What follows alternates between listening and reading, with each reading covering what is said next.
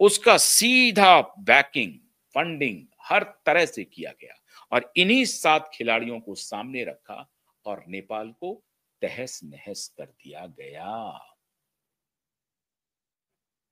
अब बात उठ रही है, अब नेपाल में कहा जा रहा है कि एक पूर्व चीफ जस्टिस हैं नेपाल की, वो लेडी हैं सम कार्की नाम की, वो कमान संभाल सकती हैं, या बालेन शाह को, जो एक म्यूजिक रैपर है, उस बालेन शाह को नेपाल का प्रधानमंत्री बनाया जा सकता है।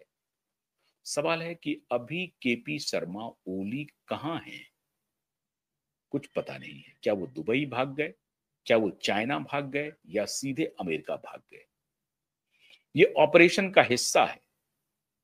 शेर बहादुर देववा के घर पे आपने देखा कि किस तरह से हाथापाई हो रही है, मार पिटाई हो रही है। वहां के फाइनेंस मिनिस्टर को दौड़ा दौड़ा करके पीटा है। झालानाथ की पत्नी, जो पूर्व प्रधानमंत्री है झालानाथ, उनकी पत्नी को मारते मारते मार दिया, पिटाई करते करते उनकी मौत हो गई। आग के हवाले कर दिया सभी घरों को। ये मामूली आंदोलन मित्रों नहीं है। और ये ट्रेलर दिया जा रहा है श्रीलंका, बांग्लादेश, नेपाल, उधर म्यांमार, इधर अफगानिस्तान, इन सब के बहाने ट्रेलर दिया जा रहा है 2 देशों को। आप ध्यान से सुनिए, खाली अमेरिका निशाने पर नहीं है, इस निशाने पर चाइना भी है। लेकिन चाइना में यह मुमकिन नहीं है क्योंकि चाइना एक क्लोज्ड पॉलिटिकल और इकोनॉमिक पावर है। मतलब वहां पर किसी की दखल है ही नहीं। वहां अमेरिकी सोशल मीडिया का कोई बोलबाला नहीं है। न तो वहां गूगल है, न ही वहां फेसबुक है, न ही वहां एक्स है। कोई प्लेटफॉर्म नहीं है। ये पूरा पूरा का पूरा मूवमेंट जो है नेपाल में भी सोशल मीडिया के बैकिंग से चला। जैसे बांग्लादेश में सोशल मीडिया के ही बैकिंग से वो आंदोलन चला।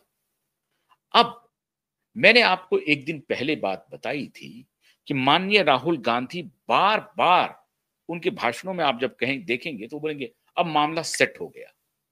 इस तरह की भाषा का प्रयोग करते हैं राहुल गांधी। अब मामला सेट हो गया, अब सब कुछ सेट है, अब देखो सब कुछ सेट है। ये भाषा कहां से आती है? सब कुछ सेट मतलब किसी प्लानिंग का हिस्सा है। वो देश में बदलाव के लिए या कोई राजनीतिक नैरेटिव ईमानदारी से चलाने के लिए, सत्ता को चुनौती देने के लिए कोई ईमानदार प्रयास नहीं कर रहे हैं।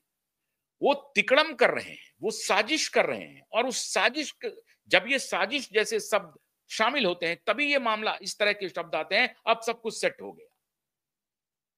मतलब ये सेट हो गया। आप समझ रहे हैं बात को? अक्सर इवन पार्लियामेंट में भी वो कह रहे हैं अभी तो मैं सेट हो रहा हूं, मैं स्टांस ले रहा हूं, अभी तो मैं सेट हो रहा हूं। मतलब मैं जो बोलूंगा, मैं सिर्फ बोलने के, परफॉर्म करने के लिए बोलूंगा। मतलब वो बोलना, वो उनकी भावना जनता से नहीं जुड़ी हुई है। उनको ये जुड़ा हुआ है कि मैं कैसा परफॉर्म करता हूं। माने how he is a good speaker. तो पार्लियामेंट में वो बोलते हैं अभी तो मैं सेट हुआ हूं। अध्यक्ष महोदय, उनको जब किसी बात पे टोका जाता है, रोका जाता है, तो वो कहते हैं अभी तो मैं सेट हो रहा हूं अध्यक्ष महोदय। जब उनको कंक्लूड करने के लिए कहा जाता है, कहा अभी तो मैंने शुरू ही किया, मतलब अभी तो सेट हुआ हूं, सेट हुआ हूं। इस तरह की शब्दावली का प्रयोग वही होता है जहां वाकई में सेट करने की प्लानिंग होती है कि सेट किया जाए।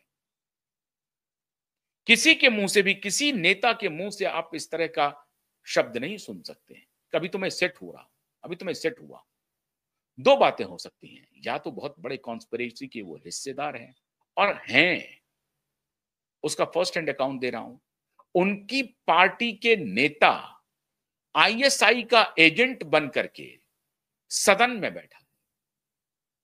आसाम के पूर्व मुख्यमंत्री के पुत्र माननीय तरुण गोगोई, और माननीय तरुण गोगोई की पत्नी आज भी पाकिस्तानी एनजीओ के साथ मिलकर के काम कर रही है।